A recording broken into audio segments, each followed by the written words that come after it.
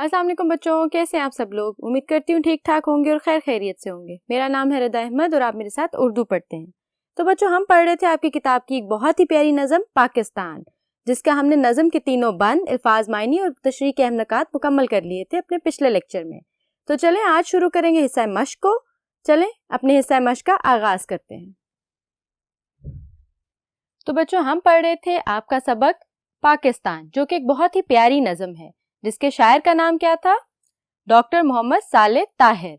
तो बच्चों, हमने पाकिस्तान के लिए बहुत सारी दुआएं की इस नज़म में। शायर ने हमें वो बातें बताई कि हम अपने मुल्क की खैर और आफियत के लिए और तरक्की और कामरानी के लिए किस किस्म की दुआएं मांग सकते हैं। बच्चों, हमने अपने परचम के लिए, अपनी सरजमीन के लिए, अपनी सरजमीन के मुहाफ़ज़ों के लिए, इन तमाम चीज़ों के लिए बहुत सारी दुआएं मांगी अपनी इस प्यारी सी नज़म में। तो बच्चों, आज हम शुरू करेंगे अपने हिस्सा मश्क को। तो चलें बढ़ते हैं हिस्सा मश्क की तरफ और देखते हैं पहला सवाल क्या है। तो बच्चों, पढ़ते हैं अपने पहले सवाल को। मंदरजा झेल सवालात के जवाब तहरीर करें। तो बच्चों, हमें दिए गए हैं कुछ सवालात जिनके हमने जवाब तहरीर करने हैं अपनी नज़म से ही। तो चलें पहला सवाल पढ़ते हैं। अजमत के निगहबानों से क्या मुराद है? बच्चों, आपने नज़म गौर से पढ़ी थी, अब मुझे जल्दी से बताएं अजमत के निगहबानों से क्या मुराद थी। चलें जवाब देखते हैं। अजमत के निगहबानों से मुराद हमारी मुसल्लह अफवाज हैं, यानी हमारी तीनों अफवाज, बरी, फिजाई और बहरी। अफवाज पाकिस्तान हमारे अजमत के निगहबान हैं। ठीक है बच्चों, पढ़ते हैं अपना अगला सवाल। कौमी परचम के लिए शायर ने क्या दुआ मांगी? बच्चों, कौमी परचम के लिए शायर ने नज़म में क्या दुआ मांगी थी? चलें जवाब को देखते हैं।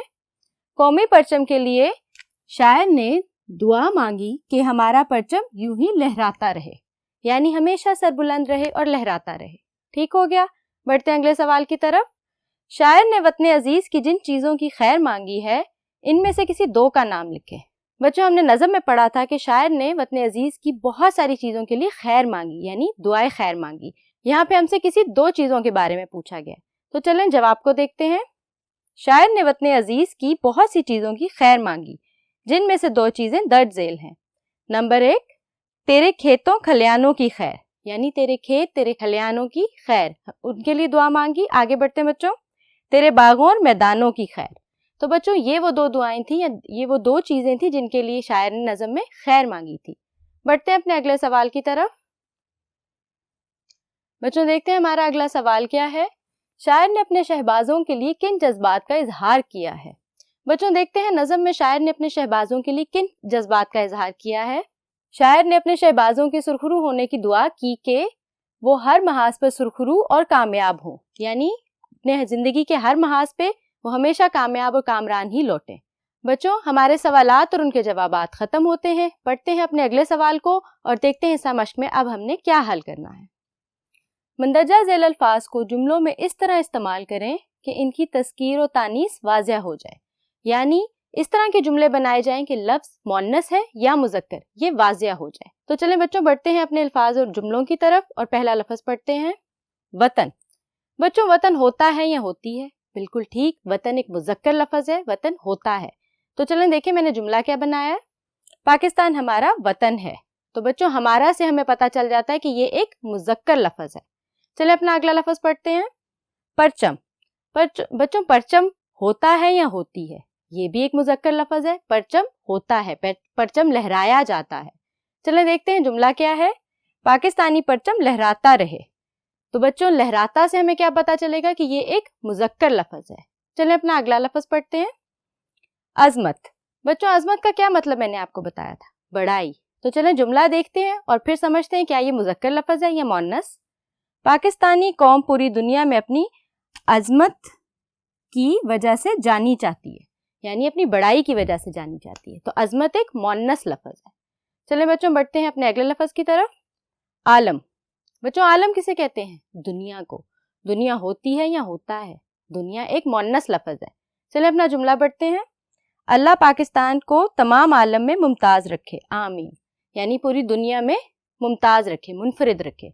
तो बच्चों, अभी हमारे अल्फाज जुमले ख़त्म नहीं हुए। चलें बढ़ते हैं अपने बकिया अल्फाज जुमलों की तरफ। बच्चों, देखते हैं हमारा अगला लफ्ज़ कौन सा है, नूर। नूर कहते हैं रोशनी को। चलें अपना जुमला पढ़ते हैं, पाकिस्तान का गोशा गोशा नूर बरसाता रहे। बच्चों रोशनी होगी तो मुअन्नस, नूर होगा तो मुज़क्कर, तो नूर एक मुज़क्कर लफ्ज़ है। चलें बच्चों मश्क के अगले सवाल को पढ़ते हैं। मुनासिब अल्फाज की मदद से मिसरे मुकम्मल करें। हमें यहाँ नज़म से कुछ मिसरे दिए गए हैं, हमने मुनासिब अल्फाज लगा के अपने मिसरों को मुकम्मल करना है। बच्चों नज़म मैंने भी पढ़ी थी और आपने भी पढ़ी थी, हमें नज़म अच्छे से याद है, तो चलें मिसरे मुकम्मल करते हैं। हमारी पहली लाइन है, तेरी अजमत के डैश की खैर। क्या लफ्ज़ आएगा बच्चों यहाँ पे? शायर ने क्या बयान किया था? निगहबानों की खैर। तो चलें निगहबानों को लिखते हैं, आप भी लिखें, निगहबानों की खैर। ठीक हो गया बच्चों। चलें पढ़ते हैं अपनी अगली लाइन को। गोशा गोशा डैश बरसाता रहे। क्या दुआ मांगी थी शायर ने? गोशा गोशा नूर बरसाता रहे, तो हम यहाँ क्या लिखेंगे? नूर। ठीक हो गया बच्चों। चलें अगली लाइन पढ़ते हैं। तू रहे आलम से डैश ए वतन। क्या लफ्ज़ आएगा बच्चों यहाँ पे? मुमताज, मतलब मुनफरिद। तो चलें यहाँ पे लिखते हैं मुमताज।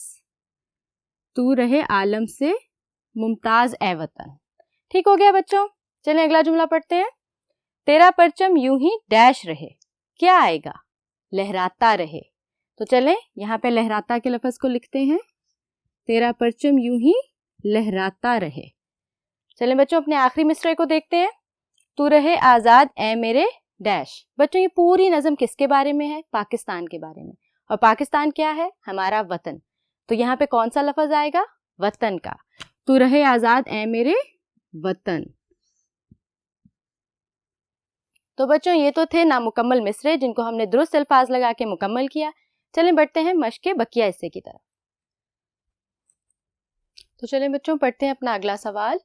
दर्जल अल्फाज के मुज्जात लिखें। यानी हमें कुछ अल्फाज दिए गए हैं, हमने उनके मुज्जात अल्फाज लिखने हैं, यानी उलट।